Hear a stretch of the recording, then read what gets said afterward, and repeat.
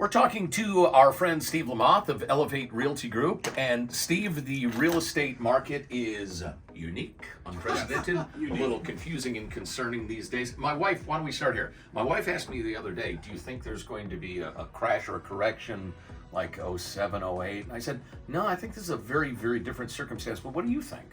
I would say we're always in alignment. You know real estate well. I don't know if there's going to be a crash per se like '07. That was a structural issue with mortgages, right?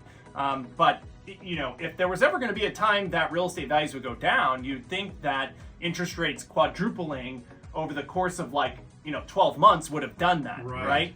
And it simply hasn't. So we've talked about this before, but with interest rates going up, it locked a lot of people in their current homes. So they're just not selling, to make those discretionary moves. So inventory or the number of homes for sale is drastically down, keeping prices pretty stable. They're not going up rapidly, right? But they're certainly not going down. That's for sure. Well, on the selling a home side, is now a good time to do it, or because the inventory is so low? Sure. Yeah. I mean, the market's very sensitive to correct pricing still. So there's still, homes that aren't selling. There's homes that need price reductions.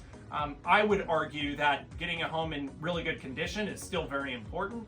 Making sure it's priced within market value. So you can't just slap a home up like you could in COVID and get 30 offers on it, right? I would still say about 30% of the homes are getting more than one offer. I know it doesn't feel like that when you're in the market, but really only about 30% of the homes are getting more than one offer.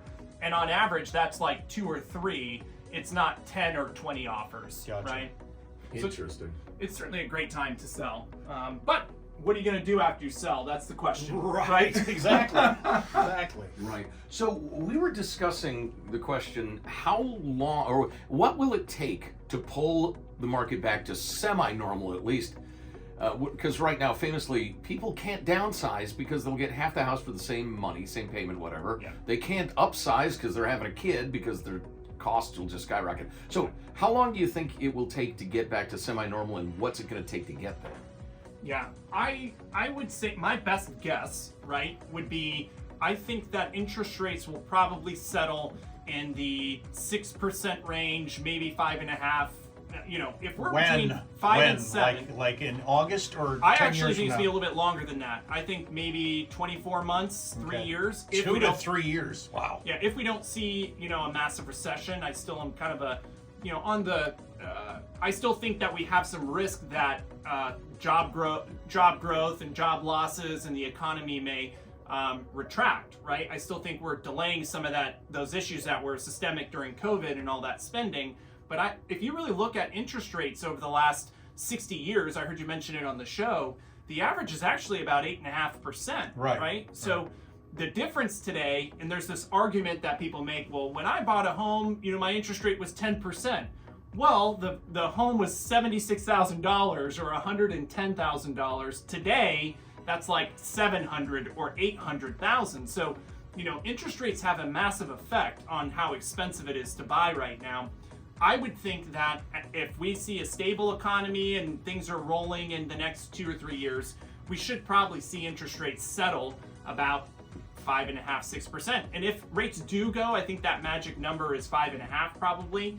If rates get down to 5.5, I think you're gonna see a lot of people willing to trade up, trade down. It's gonna be more expensive than 3.5% interest rate, but their payments are gonna go up $300, $500, $700, not $2,500, right? I am consulting a lot of people right now that want to sell and buy another home, but they're selling their, beautiful $800,000 home, buying a $580,000 home, and their payment is $1,000 more, and they're not willing to leave that, great suburb. That's why I'm going to get a tent next to a protester on a college campus. Yeah, you might get some money for free About too. the best thing I can do. Or squat. You got to Gotta squat. I keep thinking that. Yeah.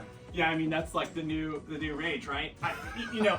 I just think that if you've been waiting, it always goes back to your personal goals, right? Like Warren Buffett is a great person to admire. He's really big on just dollar cost averaging and just staying consistent. In real estate, timing is important, but you're never going to guess the right time, right? And so a lot of it is going to come down to I've magically guessed the wrong time a few times. But... most people do, right? Most people do. And over the long run, if you hold on to a house long enough, it always turns out for the better. And we've talked about this before, but ask anybody around you who's ever owned homes before if they've wished they kept their first home, right? Right. And kept every home for that matter. And so ultimately, I'd say if you've been hoping to buy, waiting, the last year and a half has costed you probably about 6-7% in price, right? So that's a lot of money. And if you're looking to sell and you're on hold, it's been a great market to sell. I just don't think that you should be waiting and speculating of what's going to happen in the future. And guess what? There's always a better home, and there's always a better deal.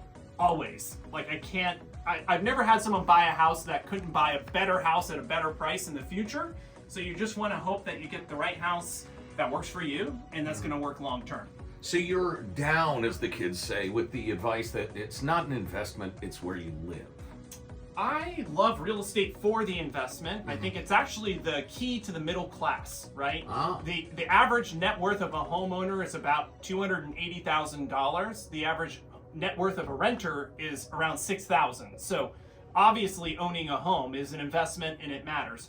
But it is where you live, right? So, I think of what a lot of people, especially younger folks my age, they want to move to Folsom or they want to move to Roseville right off the gate, right? And they want to buy that perfect, expensive home, whereas they should just buy their starter home that they can afford, fix it up over time, and take time to trade up. I mean, I don't know how many homes you guys have owned, but most people own a few homes before they get to that really nice area that they want to be in. Well, no wonder it's expensive, because it is expensive to live in those nice areas. Right. Right?